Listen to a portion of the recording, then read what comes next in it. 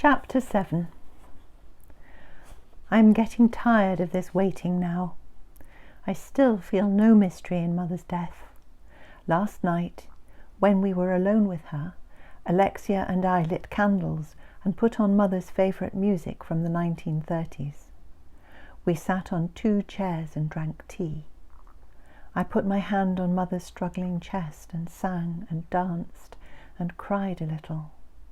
It felt like dancing Reiki. "Mother," I said, "I have invented dancing Reiki for you." And it made me cry again. We went upstairs to bed, Alexia and I, in the early hours, and set our alarm clock to check on Mother every 2 hours. We have been doing that for a week now when we are together here. Otherwise, Alexia is working and at her home. We need to keep Mum's mouth wet. It is so dry with her mouth wide open, trying to breathe deep breaths. We put water on our fingers and wet the inside of her mouth.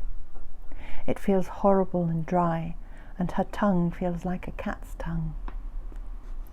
Tonight, we have the candles and silence. Mother's breathing is not wet now, just rattling. It is still slow, but quite strong. She will be doing this for days. She is so strong. This is just like her. Sometimes there is a long pause between breaths and I think, "Oh!" But she breathes again, and now I am used to it. Alan told me his family sat with his mother for her last hours, and every time she breathed out and did not breathe in again for a while, they thought she had gone. But she kept taking another breath, surprising everyone, and Alan said eventually they all started to laugh, not knowing which breath really was her last. I remember this story now as I listen to Mother's careful, difficult breathing. I am tired. We are all tired. My brothers are tired. They have been travelling long distances to see Mum, to help out here and to be with her. My brothers Rafe, John and Dominic are remarkable men. They are in tune with this process of Mother's dying, and they know what to do and how to give comfort and support. They are very wonderful, my brothers. Mother loves them. They are so big and strong and handsome, these sons of hers. And to see her put her arms up to be embraced by them from her bed before the cancer took over was very wonderful. Nothing changes now, it seems. Mother does not stay, nor does she go. We check on her. We no longer change her position much. We wash her face and brush her hair in the morning. We put lovely creams on her feet and hands. But I am longing to get back to my life outside now. "Mother," I want to say, "I have seen you like this, and I get it. Would you please move on?" What I do say to her is that we are all peaceful and happy here, and that she must go when she is ready. "Do what you have to do, Mother," I say, and I stroke her hair. I wonder if, in her netherworld, she can mind read and knows I am getting bored and would love her to hurry up and die. It is a terrible thing to become bored with your mother's dying. There is nothing more to do for her apart from the usual trying to change her position and keep her mouth comfortable. I can't leave her alone and go shopping. If she died when I was out, I would have missed it, and though I'm sure it would have been fine, no one would be very impressed. I still love her very much, and I'm still longing to be a part of some kind of mystery. But this is Mum's mystery, and I'm probably superfluous to it. Sometimes I try and see if I can feel any presences in the room, but I can't. It is all very slow, steady, and apart from Mother's deep, odd breaths, very silent. We know what to do when she does die. We know who to call. We know who the undertakers are. We have the doctor on hand waiting. Rafe has made a list of people to call and we keep it next to Mum. We have the funeral planned and we are all completely clear about what her will says and what we will do in the short term with her things. I feel that it is a process and that if only she would get on with it, we could get on with it. But there are times when I think the bottom is dropping out of my world. What on earth will I do when enough time has passed for me to say that it is time I called Mum and told her of my news? There will never, ever be that person again, and there will never be an option to call her or not to call her. There is the rest of my life to get used to being without my mother. In fact, I shall be a grandmother. Alexia is having her first child at Christmas. I will step into this role. It is my turn now. How will I know what to do without my mother to show me? I remember my own grandmother, Mum's mother, and thinking she was the most wonderful person on earth. My grandmother is always old in my memory. I will be that age too soon, like my grandmother, like my mother.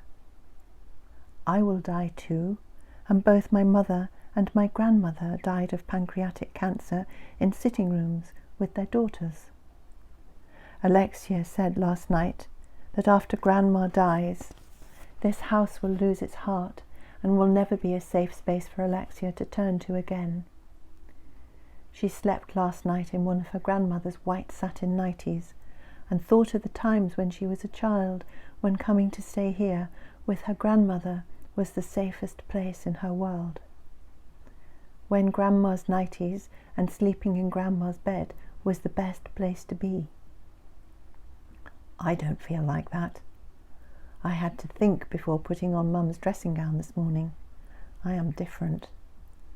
I love my mother, but I don't want to wear her clothes. Thinking about the mystery at the end of life in bed last night, I came to the conclusion that there isn't one. I dreamt last night that she was lying on her bed behind a thin, see-through screen of wooden lattice work, rather as if she were on a stone tomb in a private chapel, and I looking in at her. There was startlingly bright, warm, golden white light, as if from an early morning summer sun shining down on her and illuminating her face and her head. Her face was turned into this light. Dominic was curled up asleep at her feet. My youngest brother Dominic has been dealing with his own cancer. He and his cancer have been walking side by side together, and at the moment he's in control. Within 6 months he would have joined Mum, dying in Edinburgh, where he had gone to find some kind of peace in his last months. I was with him for those last few days, staying in his hospice room with him, and he filled the room with love the night before he died. In the silence, by the light of the little nightlight, in the small hours of the morning, I held his hand and felt the room fill with joy and light. There are angels here, I thought, looking at Dominic, lying still and fragile in his bed. I thought, you, Dom, you are doing this. The angels are here because of you. Before the dawn broke, in that hospice room, he kissed my hand, and as I watched, the sun came up. I kissed his hand and knew that he would be leaving us that day. In my dream, I came close to Mum and spoke to her through the wooden lattice work screen. I am going now, she said, across the water. I am going on a journey, and it is good. I asked her if she could see people she knew, and she said that she could, and that she was not alone. Can you see God? I asked, and after a pause she said, yes. What does he look like? I asked her, but she would not say. She lay with her head turned into the light, and I woke up. I thought that she was looking at things I couldn't see, and in the dream I felt that she had let me know where she was and what was going on for her beneath the days and nights of her dying here, in her bed, without food or water, without moving, and with her ragged breath coming and going hour after hour, day after day. The mystery then, if there is one, of dying is by its nature subtle. If there is a mystery, it is not where we think it will be, and often we can't see it at all. I wonder that if we are living in the mystery as the process draws itself out towards a conclusion, we will be bound to miss it. The night after Steve died, I went to bed demanding of God that I was sent the entire works in a dream, or it was curtains for me and God. I said, "Send me a staircase of angels with orchestra and bright lights, and bring on all the paraphernalia of heaven. Make it showy, or it is goodbye from me to you." I woke in the morning not having had that dream. I was angry, bereft, and alone. God could take a running jump, I thought. God had taken Steve away and ignored me. It was all a big joke.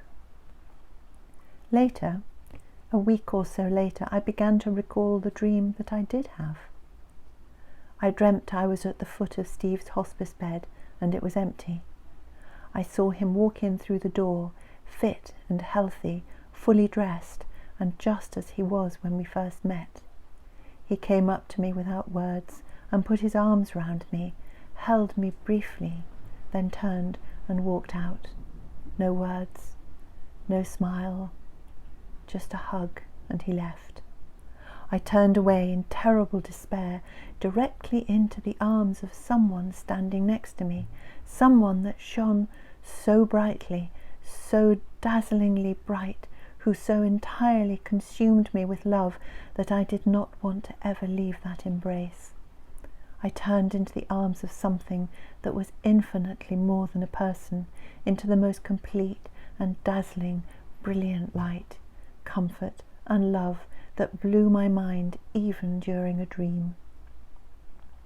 I knew this was not Steve. He had walked out of the door of the hospice room, but this light, this love, this embrace of pure, total and brilliant love was too perfect for me ever to want to leave. But I did leave, and only later, when I was ready to remember it, did I see what a wonderful gift was given to me that night.